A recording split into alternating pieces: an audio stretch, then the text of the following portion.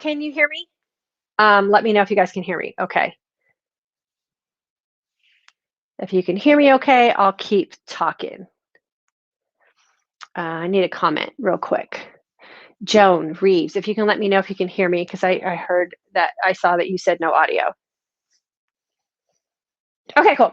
All right. So what I was saying was that I have been insulin resistant my whole life. It started out actually as me being hypoglycemic. I was hypoglycemic from a very early age, and I believe it happened when I was an infant. I was lactose intolerant, and breast milk, formula, all those kind of things made me really sick. And so I ended up being fed diluted sugar water to keep me happy as a baby. And I really think that that's where my problems with sugar started. So I was a hangry girl. I would cry when I didn't have food. I would shake, all of those things. That progressed slowly into insulin resistance until eventually I was diagnosed as a diabetic. So that's the short story of where we are. I have reversed all of that, and I'm here to help you do the same if you're feeling like that is kind of the progression that you have been on as well. So what is insulin resistance? So insulin resistance is the pre diabetic state that our body is in. So we know that we have a pre-diabetic state, and that is measured when you go get an A1C test by your doctor. Usually happens when your fasting blood glucose is over 100. They'll usually order an A1C test, or if you're at a certain age, usually those two things go together. And if your blood glucose is elevated, it's a pretty good indication that you're probably on the spectrum of a pre-diabetic state, if not already at that diabetic state. So it is really and should be considered something serious because diabetes is a disease. And so a pre-diabetic state is also a disease. So we should really start looking at insulin resistant as a lifestyle disease. Now, here's where I also want to let you guys know that I am not a doctor. I know the DY and my name often throws people off, but that is not a doctor. I'm just a person who studies nutrition. I have certifications in nutrition and exercise for women, but I am not a doctor. I'm just sharing with you my personal experience and how it is I coach women so that they can reverse these issues for themselves. So it's a pre-diabetic condition. Insulin resistance is when our cells can't use insulin properly. So what I want you to visualize in your head and kind of close your eyes and think about this scenario.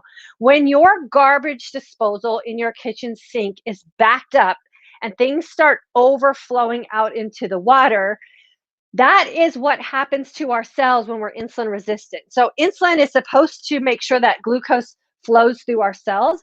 But when those cells are so packed because we're not utilizing the stored glycogen that's in our system and there's an abundance of sugar in our body, our cells become so packed that they start to spill out glucose into our bloodstream. That is why and how we have an elevated fasting blood glucose, or our blood glucose levels become elevated. It's an abundance of glucose in our system that's not being utilized for energy. And then we continue just packing that away as storage.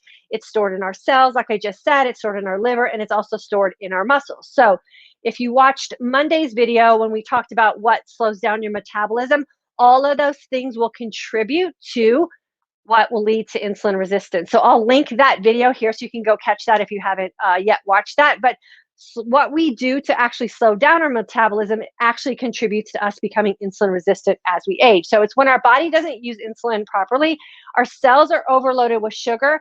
That creates a sugar backup in our bloodstream, also known as elevated blood glucose levels. So we're not utilizing what we're taking in, and it becomes storage, ultimately becoming problematic for us. We talk about that a lot here in this community. So sugar is present in our bloodstream, signaling our pancreas to produce more insulin. So we're in this constant state of insulin production, and we get caught in this hamster wheel of overproduction and underutilization. We talk about that all the time in here in this community, and how it is we need to create an opportunity for our body to pull out that stored energy and actually utilize that as a source of energy. So when we are insulin resistant, it's an overproduction of insulin that is not being utilized, and it's just packed away into storage. So eventually that leads to diabetes. We know here in this community, especially for us women, 2/3 of Alzheimer's patients today are women. And the direct result of that is the scenario we go through because of how we have been trained, conditioned, and coached to nourish our body. So insulin resistance becomes diabetes, which will eventually lead into us becoming Alzheimer's patients. They're all insulin-related diseases. So what can we do about that? Well, we know insulin resistance is one of those slow progression type of diseases for us.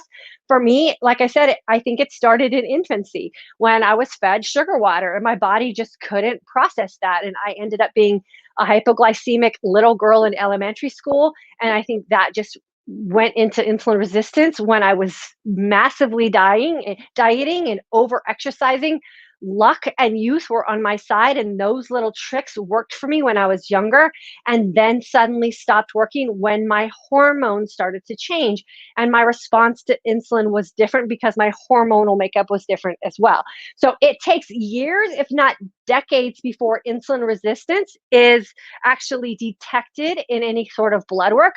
Again, that's because there are certain parameters in which we're just not tested for things based on our age. And so you could be insulin resistant and you won't even know it because your doctor probably isn't testing you for it, or you don't know what to look for. So we're going to talk about that today as well. So insulin resistance and hypoglycemia and diabetes affects women of all ages. This is not a old woman type of disease. It's not an old person type of disease. The onset of diabetes for young kids today, like I said, I had a problem as a young girl being hypoglycemic. Diabetes is on the rise for even young kids today. So if you notice, maybe in some of the kids that you have some influence over or you're associated with have hormonal belly fat type situations, or are having a hard time losing weight, or maybe have some foggy brain or some memory type things, or maybe even some issues with studying in school, those could be very early signs of a sugar related condition going on in their body. So some of those symptoms that I was noticing and that a lot of people talk about with insulin resistance that aren't necessarily detected at a doctor's office are body fat accumulation. So it's that midsection body fat that one day just starts appearing on our bodies as women. For me, mine came here on the sides of my legs, which was never a problem for me before. So I never had cellulite here on the side of my legs. And right before I was diagnosed as a pre-diabetic, I was noticing that I had a lot of body fat accumulating here and I had body fat here. Those are signs of an insulin resistance type of environment in your body. I had a foggy brain for sure. I share here with you guys how my memory was just completely shot. I would get lost in parking lots. I'd walk into rooms in my home, didn't know I was standing there, forgetting my kids' names. All of those things are those precursors to that cognitive decline that happens when we're in that sugar dominant type of state in our body chemistry. So do not discount those type of things as funny things that happen when we start to age. We are not supposed to age that way. So we're not supposed to have cognitive decline as we age. That's our body having a conversation with us and sending out warning signals that something is not going well with your body, and you need to look into those things and how you can reverse those for sure. So body fat, usually around the midsection, can be on new areas of your body where maybe you didn't have body fat accumulation before, a foggy brain, and then an inability to lose weight or a sudden weight gain are also those signs and symptoms. So how do you reverse insulin resistance? So the best way to reverse insulin resistance is to get your body in a more insulin sensitive environment. So how do you do that? This is where intermittent fasting is become so awesome for so many of us women, because if you're in a what I call clean fasted state, so you haven't made any kind of decisions or done anything to your body chemistry to induce an insulin response, and we know that 12 hours is when that insulin is at its lowest point. If you stay in that place where you don't produce a new insulin response, then your body levels out and starts using all of that blood, right? All that glucose that's in your bloodstream just floating around. It's going to go in and find that and start to utilize that as energy. So the best way to reverse insulin resistance is to put your body in a sugar utilization state. We do that by doing the things that we know speeds up our metabolism. We have to move our body more. We have to sleep better. We have to drink more water. We have to create a fasting environment so we actually have the opportunity to use what's just sitting there in storage. With consistency over time, you will end up flipping on that switch to your garbage disposal. The overflow will go down the drain and your cells will be cleared out and will function normally again. That's when we become insulin sensitive and insulin starts doing the job it's supposed to do for us. So it's no longer a problem. This is where metabolic flexibility is so key for us women, in the fact that we have to practice this lifestyle as a lifestyle forever, so that we have this opportunity within our own body chemistry and with the hormone insulin to keep things at bay, right? So if you're constantly putting yourself in some sort of energy utilization environment, then we don't get into that storage mode and we don't get ourselves caught up in that backup where now we're insulin resistant again. The way you know if what you're doing is working is the signs and signals that your body is going to send to you. One of the first and most prominent signs and signals your body will send to you when you start utilizing all these problematic things that are sitting around your body is a reduction in inflammation. Because when your cells are working properly, then your body's not inflamed anymore. So you'll notice a big decrease in that inflammation you have going on in your body. You'll notice that you'll have an abundance of energy because now you're using energy the way it's intended to be used. It's not just sitting there idle in your body. And you will start to notice that your body will become more fat adapted. When you're fat adapted, your body has the opportunity to actually tap into the fat stores, right, that are problematic for us and use that as energy, because now you're giving it an opportunity to actually use a different energy system. If there's an abundance of sugar in your system, your body's going to use that first. That's just the order of operations that our body works in. You have to get rid of what's readily available. You have to utilize all the sugar that's in your muscles and trapped in your liver as storage. And then your body gets into that place where it can actually use fat as its energy source. That is when we have hit the home run, my friends. And that's when we won't have issues with inability to lose weight. We'll be able to reverse the insulin resistant and pre-diabetic conditions that we're in. And we will be able to live a very healthy and active and a present lifestyle with those that we love and we choose to spend time with. If we don't understand this concept and we can't get that picture of how backed up is my kitchen sink right now, how backed up are those cells and what's overflowing into my system, then we will always live in that sick state and we will eventually become sicker as we age. If we reverse that, we call that reversing the signs of aging, right? And really preparing ourselves to age successfully, then we have control over the way that we will age. And it all is as simple as creating an environment within your day where you can utilize what your body has available and keep it from going into storage. You guys know here, I do teach a 20-hour clean fast. Why do I teach a 20-hour clean fast?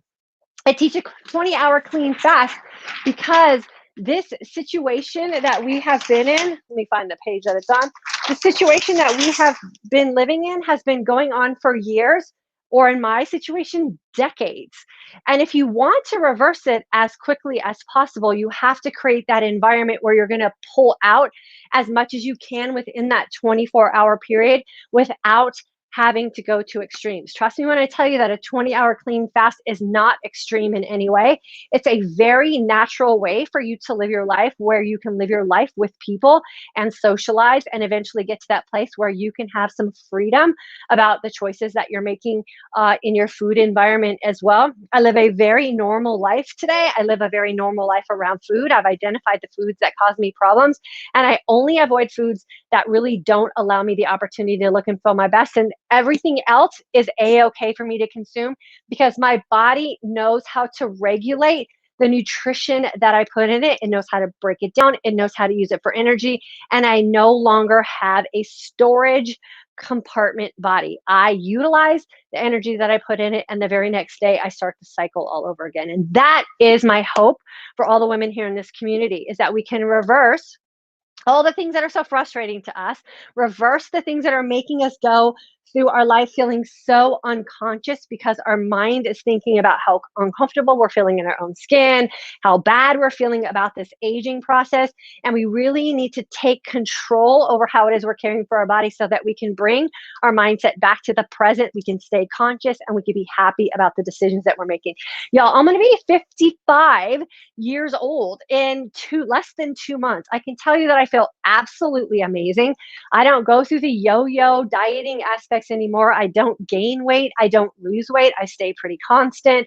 I don't have body fat that I feel is unmanageable. I have the same body fat I've had my entire life. Nothing has changed in that regard. And that's okay. I have the same body fat issues I had when I was in high school and in my 20s and in my 30s.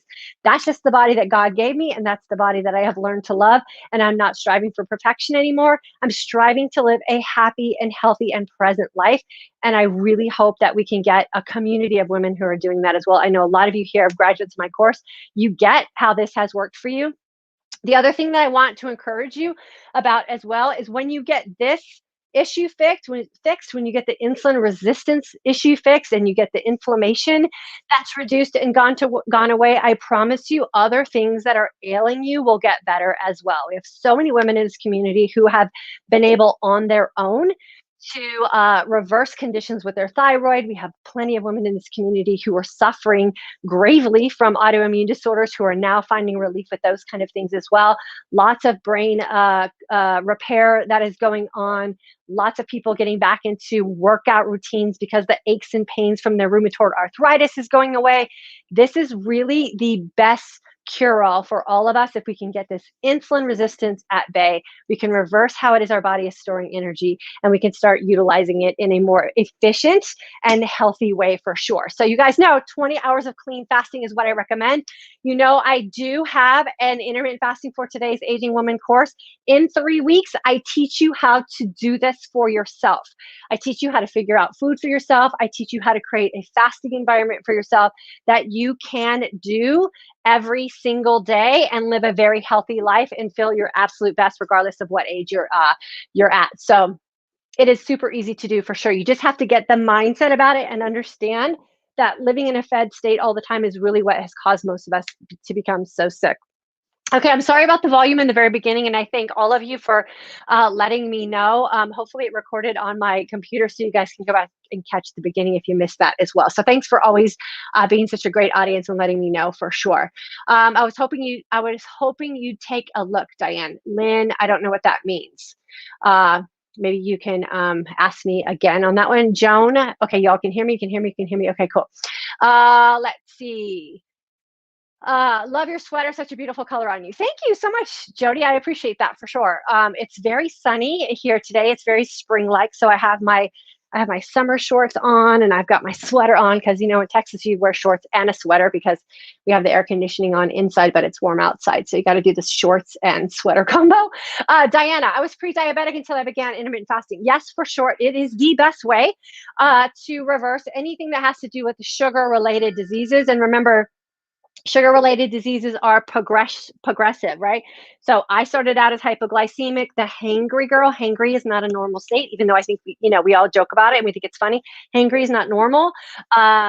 I think someone else has another term for it, some hypoglyce something or other. It's like it's like a derogatory term to describe that condition. Insulin resistance is not a normal state to live in, and diabetes, we know, is that word that we associate with the sickness. But we really need to start associating insulin resistance and hypoglycemia as an illness as well, so that we can head it off at the pass before it does become something that has to be documented, right, in our medical file. Danny, hello, Diana, Michael, October 2018 grad, great topic. Yeah, it's been a constant struggle, but thankfully fasting is a great lifestyle to combat that. Yeah, and here's the great thing about fasting. We know that we can ebb and flow through fasting, right? We can pick days we don't fast at all. We can pick days that we fast longer. We can loosen up the reins on our feasting. Like, all of those things are very conscious decisions that we can make once we understand and can picture the garbage disposal analogy, right? Like, so when we start to feel like things are backing up, you just drain the tanks. It's no big deal. You just make the decision to drain out those tanks. And so it can happen very quickly. You just pick a day or two where you go back to some really strict 20 hours or 22-hour days of fasting, and you're going to be right on track. That's why the saying here is, when in doubt, fast it out. fasting fixes everything for sure. William, I definitely understand the brain fog. Yeah, for sure. Brain fog's a real deal. And again, it's another one of those things that we have just been kind of conditioned by society to laugh off as an aging thing. And we are not supposed to age that way. We are not supposed to lose our thought process and our memory making abilities. And we're not supposed to go about our day wondering what the heck we're doing. We're supposed to be sharp. And the best way to maintain that sharpness in our brain is to make sure that our brain is not all clogged up with a bunch of sugar. So is 48 hours a week enough to water fast to turn it around? William, I don't recommend multiple day water fasting unless that's something that you do. I do really recommend and have proven here in this community, I think we have over 7,000 women who've gone through our course now, that intermittent fasting consistently over time will do the trick. So you don't have to do anything in multiple day type of increments. You just have to consistently intermittent fast consistently over time. Teresa, my mom died of Alzheimer's and she loves sweets. I wish so much that my dad and I had known about the connection between sugar and Alzheimer's sooner, so we could have helped her. Not succumbing to Alzheimer's is a big why for me being consistent with this lifestyle. Yeah, Teresa, I hear so many of those stories and it's so sad. And that's why I always say, like, make decisions for your future self, right? Like today, what I'm doing today is going to affect how I show up as my future self for the people that I love.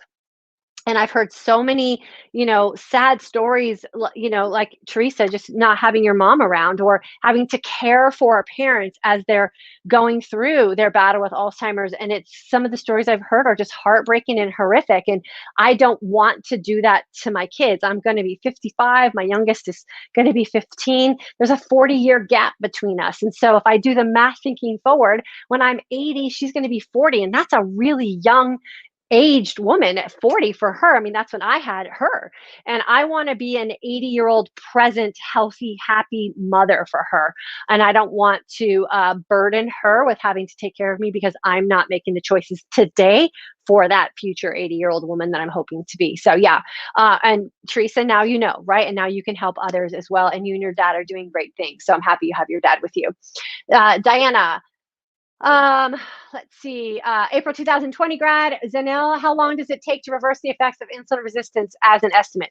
I have absolutely no idea, and I don't like to throw out time frames because I have no idea what your body and food and sugar history is. When I was diagnosed as a pre-diabetic, I fasted 20 hours squeaky clean for an entire year as if my life depended on it because I really felt that my life did depend on it. I was so afraid of what was going on with my brain. And I was on the border of being a full-blown diabetic and I did not want to go to that next place. So I fasted for 20 hours clean for an entire year. That was the commitment and the gift I gave myself. And mine has totally reversed and I haven't touched insulin resistance since then because consistently now for 6 years, I've just practiced this lifestyle and then I just ebb and flow it when life happens. So I would say if you're really concerned about it, then when in doubt, put yourself in a fasted state and just know that you're doing magic for yourself for sure. Leslie, I am waiting for my body to flip its fat burning switch. I have fasted for 8 months and fast clean and long. Unfortunately, I'm gaining weight every month. It's working for my husband, but not for me. Leslie, when you say you fast clean and long, it might be something that you're doing in your feast that's causing your body to hold on to inflammation, which is not indicating a weight loss. So I would be very diligent about everything that you're consuming in your feasting window. One of the big triggers for me with inflammation was gluten. And I literally could stand up in the morning, put my feet on the ground and feel my body fill up with water. It was just water weight. And I could gain like 7 pounds from the night till the morning when I woke up. And it was due to a gluten sensitivity. So you do not have to be celiac for gluten to wreak havoc on your system. So I would go through everything in your feasting window, everything in your environment with a fine-tooth comb until you figure out what that thing is that's causing your body to hold on to weight. So it's not the fasting, but it's something in your environment, whether it's food or something toxic in your environment that's causing your body to stay inflamed. And once you nail that, the weight will come rip roaring off you, I promise you. Lynn, about the audio, take a look at the screen. Okay, thanks. Yvonne, where'd you go, girlfriend? I'm so glad I reversed my insulin resistance, still fasting. Yeah, Yvonne not only reversed her insulin resistance, but that girl's got some slamming legs. She's absolutely gorgeous. And she also got rid of her allergies when she started intermittent fasting. So you never know the extra little gifts that will come when your body is in an opportunity to heal itself as well. So there's all kinds of healing things that happen for sure. Joy, I'm finding that my acid reflux is worse when I'm fasting. Is there any tips to help stop this? It's probably one of those things that you have in your feasting window that is causing you to notice the acid reflux because you go through a period of having nothing in your gut, which is your gut healing its own gut biome. And then if you take something in and your gut can't handle it, that's going to cause the acid reflux. So my husband went through this as well. He was eating Ezekiel bread. He thought it was fine, and he kept having all of these, like upper digestive type of things and horrible like sensations. And he finally narrowed it down to it was some ingredient in his Ezekiel bread. He gave up the Ezekiel bread. He doesn't have any issues. So it can be the thing where you think you're eating something clean because it's marketed or categorized as a clean food. But if your body can't tolerate it, whether it's your gut biome or your body chemistry can't break it down, then you're going to feel that and you're going to associate it with your fast. But it's always, always, always the decisions that we're making about what we put in our body or what we put on our body that's going to cause us to have something that we're not happy with. Trust me. So go through everything that you're putting in your body and see if you can figure that one out for sure. I'm seriously leptin resistant, and when I fast longer than 13 to 14 hours, it spikes my cortisol at night and I can't sleep. I need to do this. Yes, you do need to do this for sure. And just know this, Susan, that anytime you're adjusting something in your body, it's going to feel off for a short period of time until you like smooth things out. It's the same experience we have when we start working out, right? We all know that working out or training our body, the end result of that is amazing, the benefits that we get from that. But when I first start running after taking a season off or whatever, man, my body hurts everywhere. Like my ankles hurt, my knees hurt, my muscles hurt. And I could say that running is bad for my body because I'm going through an uncomfortable season. But as soon as I get past that, the benefits are just amazing. So sometimes with changing our nutrition or incorporating something like intermittent fasting, there is a period of adjustment that's uncomfortable, but the other side of that discomfort is going to be absolute bliss for you. So you have to really get yourself through that and then just incrementally increase your fasting until you feel like you're a little bit more comfortable. Cut out all caffeine, any kind of stimulants in your life, and just make sure that you're giving your body the opportunity to just get a good rest in. And then I would recommend probably upping your electrolytes as well. Chris, garbage disposal, perfect way to describe it. Absolutely. So the next time your garbage disposal fills up and right before you flip on that switch, think about your body chemistry and think about your poor cells and how packed are you making them and how much of that overflow and garbage is going into your bloodstream that could be making you sick. And then just know that all you got to do is schedule a fast and it'll flip that switch and clear it out. Tiffany, I fast for 16 hours per day for a few years now. This month, my total cholesterol was moderately high, but good cholesterol was high. My doctor was not concerned. Do you find that with your total fat being high because you eat higher qualities of fats? This too. So, okay. My cholesterol went up a little bit as well when I started intermittent fasting. My doctor also was not concerned because everything else was perfect. And what I took that as was that when you're healing your body, right, and you're utilizing the things that are in storage, that loosens things up and puts that into your bloodstream. So I just took that as because all the fats that I was consuming were healthy, so it shouldn't be a cholesterol issue whatsoever. And I also had my calcium score done on my heart, and it was 0. So no like buildup whatsoever. So I took it as I was moving calcium out of storage and it was just flowing through my bloodstream and it ended up working its way out and I'm fine.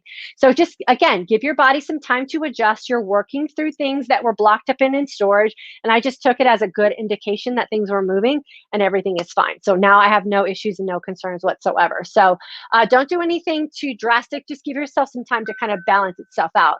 Tara, does insulin resistance have any effects on your menstrual cycle? Would correcting insulin regulate your cycle or bring it back if you haven't had it in months?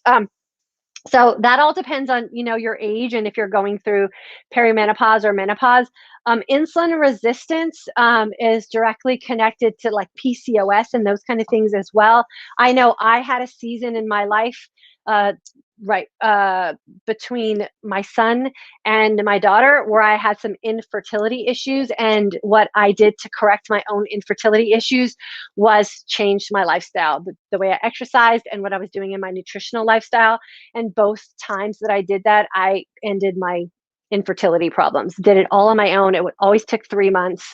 I did it twice. Once the pregnancy ended up in a miscarriage, unfortunately. The second time I did it with my daughter, everything was fine. So, yes, insulin and estrogen are directly connected to each other and they work off of each other. So if your insulin is out of balance, it's a hormone. It throws other hormones out of balance as well. So I would definitely work on reversing insulin resistance and then see what happens. A lot of times with women, this happened to me as well. I was in menopause and I started practicing intermittent fasting, and my cycle came back very lightly for about 2 months, and then it's been gone ever since then. So, yes, your body is going to adjust again. If you change one hormone, the other hormones adjust to compensate. So, just go through the cycle, go through the changes. Don't do anything drastic and just let your body balance out. You'll be fine for sure. Leslie, you're welcome.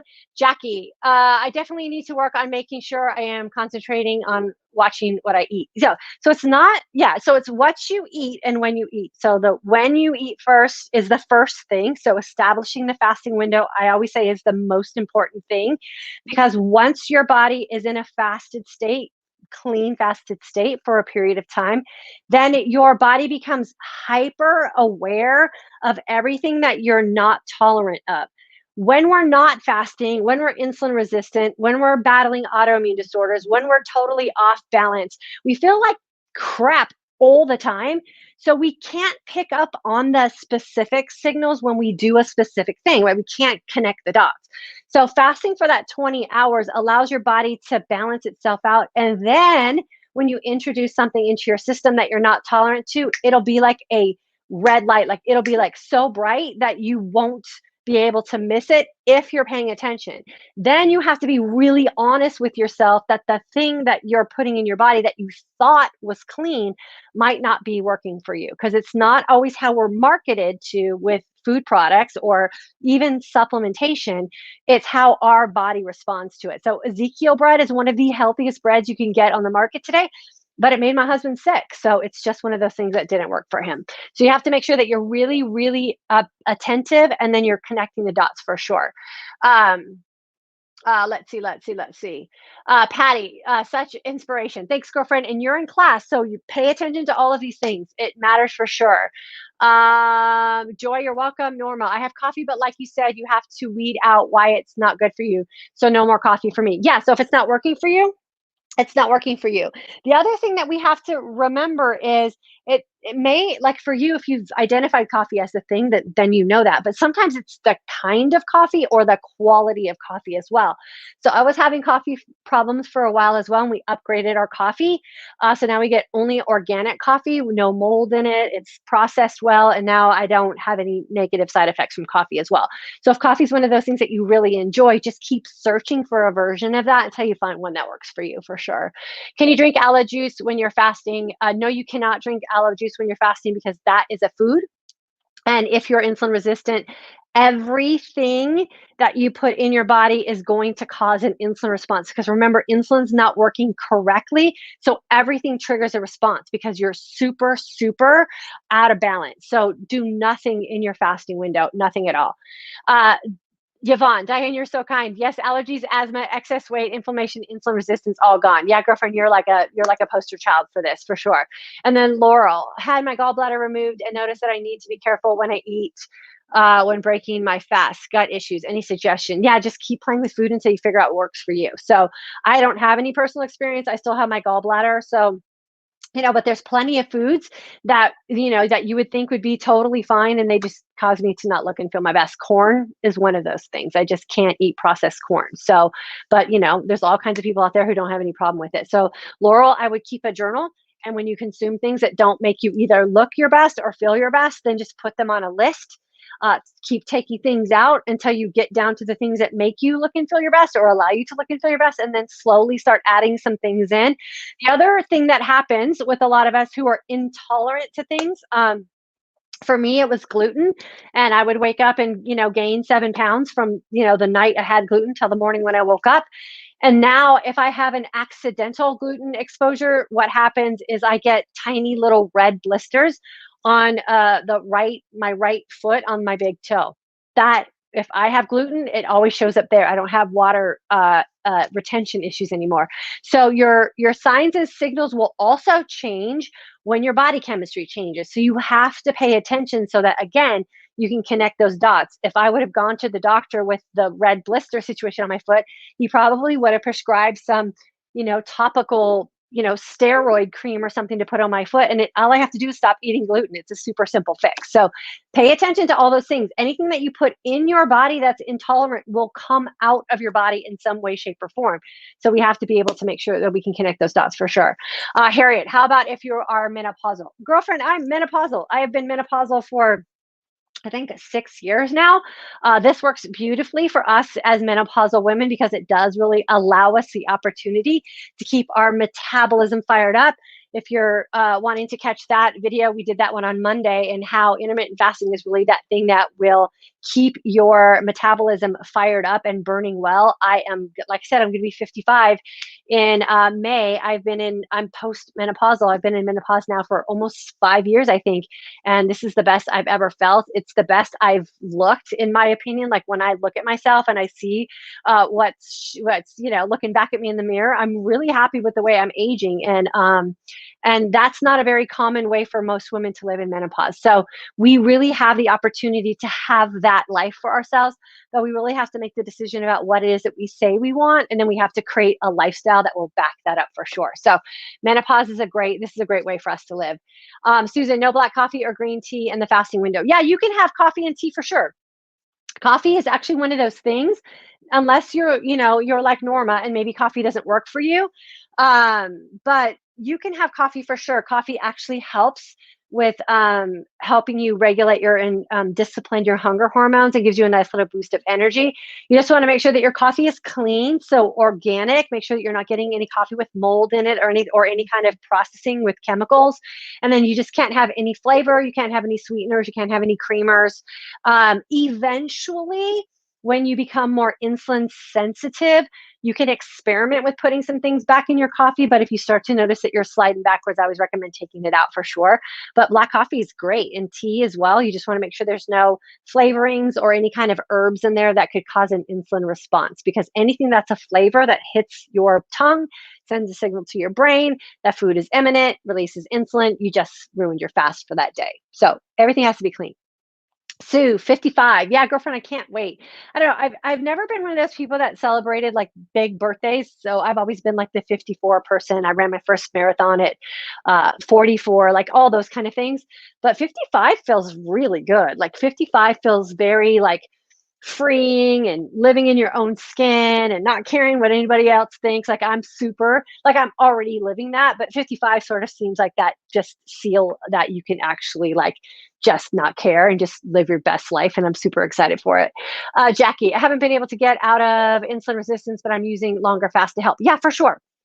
And Jackie, you might be in a position where you want to start doing some sort of blood monitoring too, to see how food's affecting you and see if maybe you have some dawn effect or dawn phenomenon kind of situations where you're having blood glucose dumping to your system in the morning, or maybe you're having some food spikes that maybe you haven't made the connection to. That will help as well. So if you want information on that, just reach out to me and I'll get you that for sure.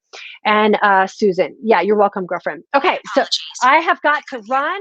I hope this sheds some light for you on insulin resistance. Insulin resistance, in my opinion, is a lifestyle disease that we have an opportunity to make a decision that if we're not happy with it, we can reverse it. We can stay out of insulin resistance. We can not ever have to worry about diabetes. And hopefully we can save ourselves from having to suffer through an Alzheimer's type of occurrence as we get into these older years and later stages of life. I personally, my husband and I have both made decisions that we want to take care of ourselves today for our future selves, because we don't want to be burdens on our children. We don't want to burden them with the expense and the time and the stress and the heartache of taking care of us, because we're failing to take care of ourselves today when we have the information and the resources available. So I hope you will make that promise to yourself, your future self, and your family as well. You have the power to reverse what you're not happy with. It takes a little bit of discipline. It takes some compromise in the beginning, but I promise you it will pay off. If you need help, we do teach a course on that. I invite all of you to come join us for our next course, which starts the weekend of April 3rd, I believe it is. And I take you through a quick 3-week process where I help you establish this lifestyle so that you can live your most authentic life. Thanks so much for jumping on with me today. I apologize for the volume and the issue in the beginning. Thank you so much for speaking up and letting me know that happened. I will link Monday's video to this video, so if you guys missed it, you can catch it, and it is all about how you can speed up your metabolism with incorporating intermittent fasting. Thanks for hanging out with me. Have a great rest of your week. Have a great weekend, and I'll see you guys back here on Monday.